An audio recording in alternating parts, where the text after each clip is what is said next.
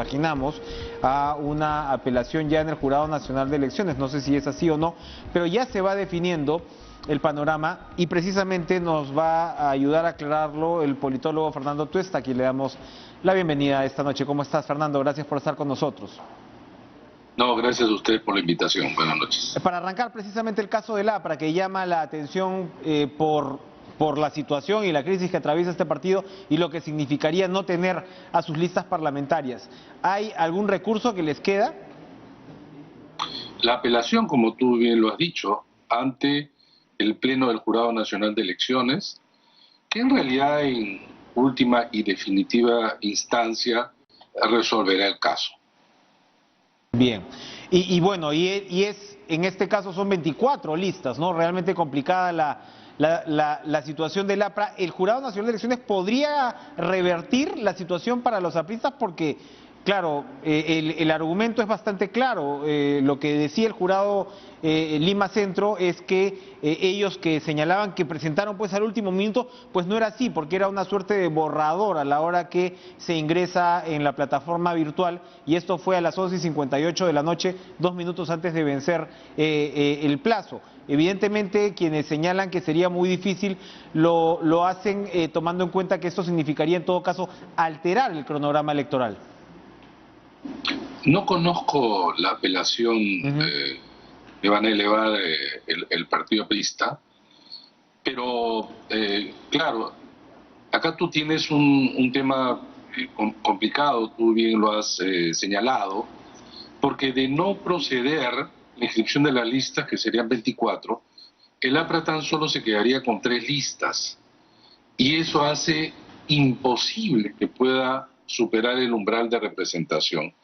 Y en consecuencia, que es el 5%, y en consecuencia perderían la inscripción. Entonces, y no solamente perderían la inscripción, sino que se hace casi imposible que puedan conseguir el congresista suficiente como para tener pues una bancada. ¿Qué pasa, perdón, si se retiran de la contienda? Si deciden ante esta situación retirarse de la contienda, ¿pierde la inscripción al partido? Así es. Ya a partir de esta próxima elección, el hecho de, en primer lugar, estás obligado a participar. Estás obligado. Antes los partidos se reservaban ante una situación que pensaban que no podían superar con éxito, y entonces no participaban. Otros, incluso hasta el 2016, participan y se retiran y mantenían la inscripción. Hoy día eso no es posible. Entonces, en el caso de que no se resuelva a favor, prácticamente perderían la inscripción, sea porque participan, sea porque no participan. En el caso, por ejemplo, de un partido como me parece que es Todos por el Perú, que tenía la candidatura del señor Sillonis, ellos habían tomado la decisión de no participar, o la dirigencia actual. En ese caso también perdían la inscripción. Así es. Ya. Ahora, se trata de partidos que han tenido problemas internos, sobre todo. En el caso de Todos por el Perú es claro, ¿no? Hemos visto, recordemos que incluso Pedro Cateriano iba a ser el candidato, había 2 dirigencias, pero esto no ha estado realmente aclarado. Finalmente, el sector de Áureo Segarra señala de que ellos no acreditaron ese personero y por lo tanto no podía de ninguna manera hacer los trámites que correspondían. Pero esto termina por hacer perder la inscripción, claro está. No sé si lo tenían tan claro, ¿no? En el caso de este partido, porque parecía más bien que en esta pugna interna querían guardarse esa posibilidad, pero entonces ya quedaría fuera. Ahora, hay otros casos donde se ha declarado inadmisibilidad de la plancha presidencial, por ejemplo, de Ollantumala. Tengo acá la de Johnny Lescano también, la del Frente Amplio, incluso la de Avanza País y Democracia Directa. En estos casos todavía ellos pueden subsanar estas observaciones. Sí, sin duda. En algunos casos son cuestiones, algún documento que faltaba o entró en contradicción, son subsanables, ¿no? Es un tema formas. La mayoría de los casos se procede a subsanar. No creo que existan problemas en general. Cosa distinta es cuando se declara pues improcedente.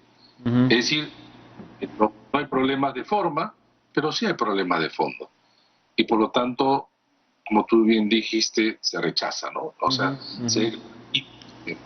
ahora, cualquier resolución de los jurados presidenciales son apelables ante el Pleno del Jurado Nacional de Elecciones. Y para esto va a ocupar todo el mes de enero.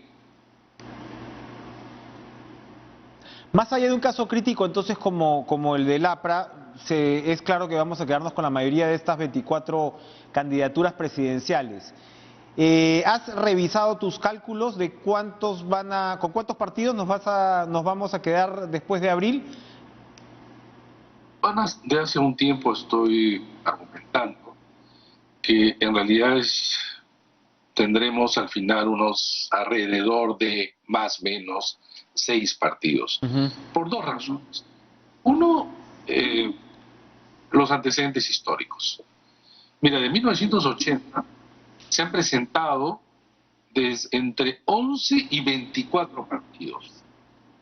Y en todos los casos, digo, sea mediano, un número mediano o muy amplio, pero en todos los casos no fueron más de 6 los que superaron el 5%. Ahora hay que aclarar que el 5% que luego retira la inscripción es a partir del 2006. Yo he rastreado antes, simplemente por un tema de ver cómo ha sido el desempeño electoral, pero en ningún caso más de 6, que superan el 5%. Ahora, tú te imaginas otro elemento que antes no se tenía, no es solamente el porcentaje, sino que incluso pueden haber partidos que superen el 5%, pero no con 5 congresistas. Entonces, si es que eso no se da, también pierden la inscripción, no ingresan al Parlamento.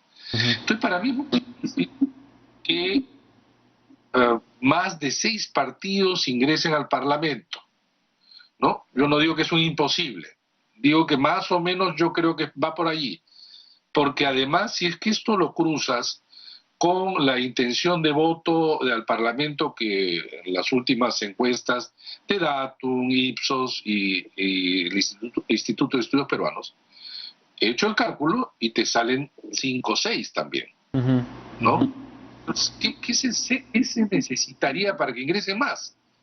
Que en realidad los partidos que tienen más apoyo desciendan mucho de tal manera que les permite repartir más. ¿Cuántos partidos ingresaron el 26 de enero de este año? 9. 9. ¿Cuánto tenía el más alto? Acción Popular, ¿sabes cuánto? Se te ha olvidado la gente. 11%. ¿Cuánto tenía el menor? Somos Perú, 5%. O sea que de 5 y 11 habían 9 partidos. Pero ahora hay elección presidencial simultánea. Entonces eso tiende a que los partidos, digamos, que encabezan, crezcan y por lo tanto se reduce el número de partidos porque es parte de la torta que se tiene que repartir y se va a concentrar. En consecuencia, si tenemos 24 partidos inscritos legalmente ahora y entran 6, 18, alrededor de 18, perderán la inscripción el 11 de abril. Ahora, esto nos lleva pues a otro tipo de debate, porque por un lado uno podría decir, se ve una luz al final del túnel en medio de esta frustración, ¿no? Y de este huaico de partidos, debería de alguna manera quienes van quedando ir ocupando de alguna forma los lugares en el espectro político, ¿no? En la derecha, en la izquierda, en el centro, ordenar de alguna manera, ¿no?, nuestro tablero de intereses políticos y de representación de la ciudadanía. Pero hay otros que señalan pues que no, que el sistema político en el Perú es absolutamente pues cerrado, que son los mismos de siempre, que necesitamos nuevos partidos. ¿Qué va a pasar? ¿Qué calculas que va a pasar con esos 5 o 6 partidos con los que nos quedemos? ¿Van a poder precisamente incorporar estas tendencias políticas o forzosamente vamos a terminar en las siguientes elecciones con más partidos nuevos que durarán pues lo que dura una misa? Mira, el efecto de una reforma no se ve en su totalidad en un primer momento.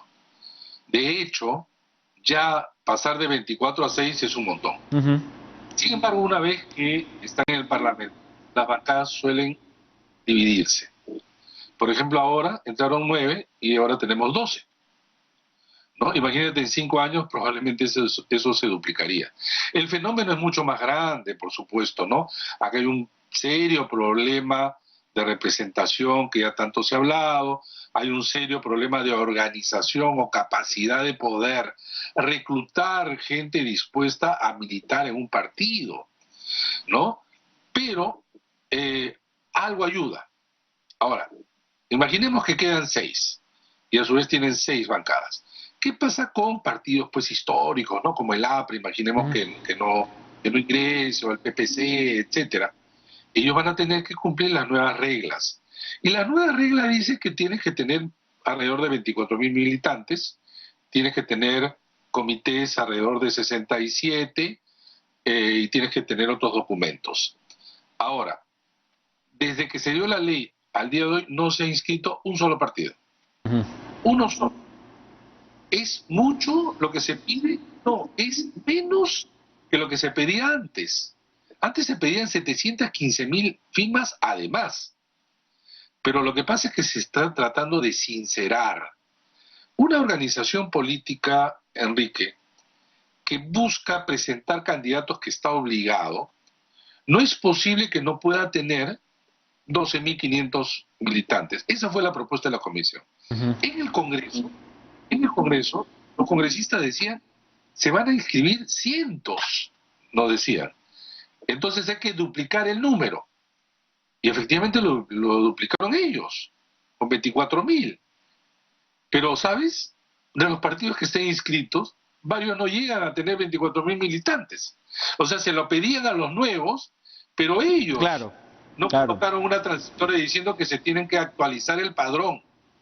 Y entonces, de los 24 partidos, más o menos la mitad o un poco más no tenían 24.000.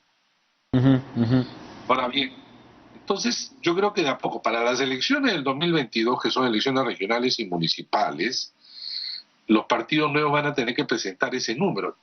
Y un partido y una organización que tiene justamente militantes, que tiene esa capacidad organizativa, sí lo va a lograr. Así es. Lo que vamos a deshacernos son de cascarones. De eso sí, de eso sí. Ahora, ¿esto nos lleva al mejor de los mundos? No, pues. Pero ya son incentivos y desincentivos que van haciendo ajustes en un camino que esperemos pues que mejore, ¿no? Precisamente, sí, precisamente lo que está atravesando ahora mismo José Luna, que está frente a la posibilidad de irse 3 años de prisión preventiva a la cárcel, más allá de los abusos posibles de la prisión preventiva, qué sé yo, lo que expresa eso es la metástasis precisamente de lo que fue el mercado negro de las firmas, ¿verdad? O sea, que continuó y que según la hipótesis fiscal, lo que ocurrió con el partido del señor Luna es que se llegó a infiltrar al organismo electoral para apurar precisamente a partir de una inscripción dudosa, porque podías pedir lo que quieras, pues, ¿no? 700.000, 1.000.000, 3 millones de firmas, podías tener lo que quieras mientras hubiera pues ese mercado negro disponible, ¿no? Mira, este mercado negro de firmas viene desde décadas atrás. Es más, se creía que subiendo más el número se desincentivaba para que nuevas organizaciones ingresen y solamente las fuertes. Pero tú ves el listado de 24, hay pues partidos que tú dices jamás podrían conseguir pues ni 10.000, ¿no? ¿De qué manera? Porque la mayoría eran pues firmas falsificadas, en un mercado negro que se vendían firmas y que los organismos electorales no estaban en capacidad de poder realmente verificar, porque la propia norma lo limitaba y porque eso es casi un imposible. ¿Por qué? Porque una firma falsificada, para que se sepa para que se verifique que lo es, requiere de un examen de un perito y que tiene que ser contrastado, etcétera, por cada una. Entonces, si tú dices que te entregan pues 2 millones, imaginarás, esto es casi inmanejable. Entonces, lo de las firmas fue un foco infeccioso de corrupción que felizmente se liquidó. Así es, ¿no? así Entonces, es. ¿qué se le puede pedir a un partido para que exista? Lo mínimo, ¿qué es lo mínimo? Militantes. Es lo que se le está pidiendo ahora. Y a eso se tiene que enfrentar. Se nos termina el tiempo, pero adecuada la decisión del Poder Judicial de no suspender a Fuerza Popular con respecto pues al pedido de la Fiscalía. Había quienes señalaban que se iba a limitar en serio el derecho a la participación, más allá de las eventuales responsabilidades penales de Keiko Fujimori. Totalmente de acuerdo, totalmente de acuerdo. Yo creo que la suspensión de un partido en donde por más que algunos pueden estar comprometidos, digamos, en el hipotético caso, no puede limitar el derecho de participación política de muchos, de ninguna manera. Además, justo en este proceso electoral, yo creo que no da lugar, es inoportuno, se presta a mucha Lógico, especulación, lógico. de ninguna manera. Felizmente que ha actuado bien el Poder Judicial y no aceptando esta solicitud del Ministerio Público. Vamos separando evidentemente lo uno, no, la paja del trigo. Gracias, Fernando Tuesta, por acompañarnos esta noche. Vamos a regresar con una entrevista